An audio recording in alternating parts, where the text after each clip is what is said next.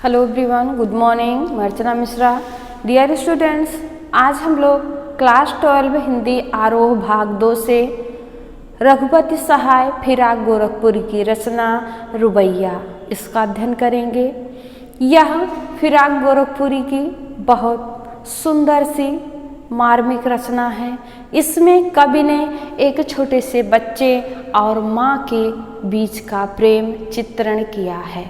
एक माँ किस तरह अपने बच्चे को प्यार करती है, दुलारती है, उसका साज श्रृंगार करती है। कवि कह रहे हैं, आंगन में लिए चांद के टुकड़े को खड़ी, हाथों पे झुलाती है उसे गोद भरी, रह रह के हवा में जो लौका देती है, गूंज उठती है खिलखिलाते बच्चे की हंसी। कवि कह रहे हैं, माँ अपने चांद से सुंदर बच्चे को, माँ के लिए उसका बच्चा चांद के समान, चंद्रमा के समान सुंदर है। उस सुंदर बच्चे को गोद में लेकर अपने आंगन में खड़ी है। आगे कह रहे हैं, कभी माँ अपने बच्चे को हाथों के झूले पे झुलाती है, कभी प्यार से गोदी में चिपका लेती है, दबा लेती है, प्यार करती है, और कभी बच्चे को हवा में उछाल देती है।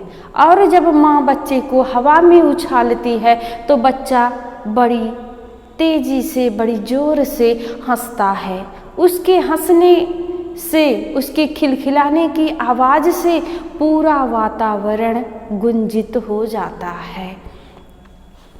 आगे कवि कह रहे हैं, नहला के छलके निर्मल जल से, उलझे हुए गेसुओं में कंघी करके, किस प्यार से देखता है बच्चा मुँह को, जब घुटनियों में लेके हैं पिन्हाती कपड़े।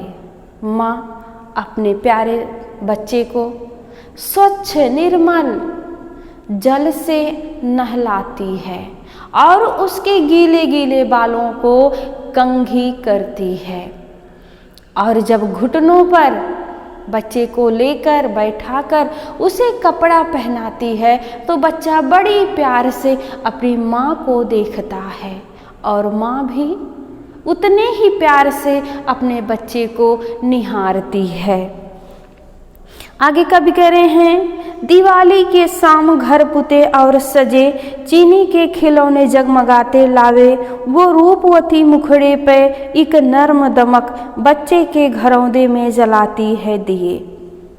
अब इन 4 लाइनों में कवि दीपावली के शाम का चित्रण कर रहे हैं। कवि कहते हैं, दिवाली के दिन शाम को जब पुते पुताए घरों में, सजे सजाए घरों में दिए जलाए जाते हैं, और मिट्टी के और मिठाई की जगह चीनी के खिलौने रखे जाते हैं। चीनी का जो मिठाई बनता है खिलौने के रूप में, हाथी बन गया, घोड़ा है, वगैरह वगैरह, दीपावली के समय में ये खास मिठाई होती है। तो उसी का वर्णन करते हुए कवि कहते हैं, चीनी के वो जो मिठाई होते हैं खिलौने के रूप में सजाए रहते हैं, और बच्चे जो छोटे छोटे मिट्टी के घरौंदे बनाते हैं, माँ जब उसमें दिया जलाती है, उसमें जब दीप जलाती है तो माँ के चेहरे पर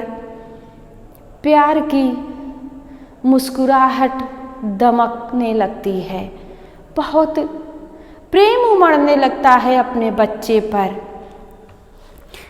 आंगन में ठुनक रहा है जिदे आया है। अब इसमें कवि छोटे से नटखट बच्चे के जिद का चित्रण किए हैं। कवि कह रहे हैं, आंगन में ठुनक रहा है जिदे आया है, बालक तो है चांद पे ललचाया है, दर्पण उसे दे के कह रही है माँ, देख आईने में चांद उतर आया है। अब बच्चा चांद के लिए जिद किया है। इसमें बच्चा चांद के लिए जिद किया है। बच्चा माँ से कहता है, मुझे चांद चाहिए, और आंगन में खड़ा है, अपना पैर पटक रहा है, अब उसको आज चांद चाहिए। कहा जाता है, माँ अपने बच्चे के सबसे करीब होती है और बच्चे को समझाने का कोई ना कोई तरीका वो निकाल लेती है। तो यहाँ ये बात सत्य साबित हुई है। माँ जो कि ये जान रही है कि वो चंद्रमा नहीं ला सकती, चंद्रमा नहीं दे सकती, क्या की हैं, एक शीशा पकड़ा दी और कह रही हैं, देख मेरे बेटे तुम्हारे लिए चांद धरती पर उतर आया है। शीशा बच्चा देखता है, उसमें चंद्रमा को देखता है, भाव विभोर हो जाता है, खुश हो जाता है। अब अगले 4 लाइनों में कवि ने रक्षाबंधन का चित्रण किया है, वर्णन किया है।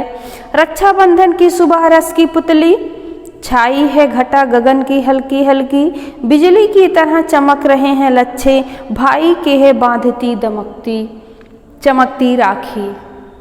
कवि कह रहे हैं भाई बहन के प्रेम का प्रतीक, प्रेम का त्योहार रक्षाबंधन। सुबह से ही आसमान में हल्के हल्के बादल छाए हुए हैं और बूंदें पड़ रही हैं, बौछारें पड़ रही हैं। क्यों?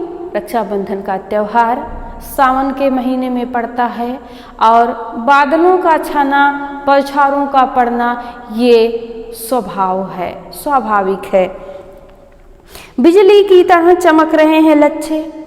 आगे कवि कह रहे हैं जिस तरह आसमान में बिजली चमकती है उसी तरह रक्षा सूत्र के धागे चमक रहे हैं और बहन अपने भाई के कलाई पर रक्षा सूत्र बांधती है और भाई भी बहन की रक्षा का वचन देता है कि पूरे जीवन वह उसकी रक्षा करेगा। आशा है कवि फिराक गोरखपुर की यह प्यारी सी रचना आप सभी के समझ में आ गई होगी। अगले वीडियो में हम इन्हीं की रचना गज़ल इसके साथ उपस्थित होंगे। धन्यवाद।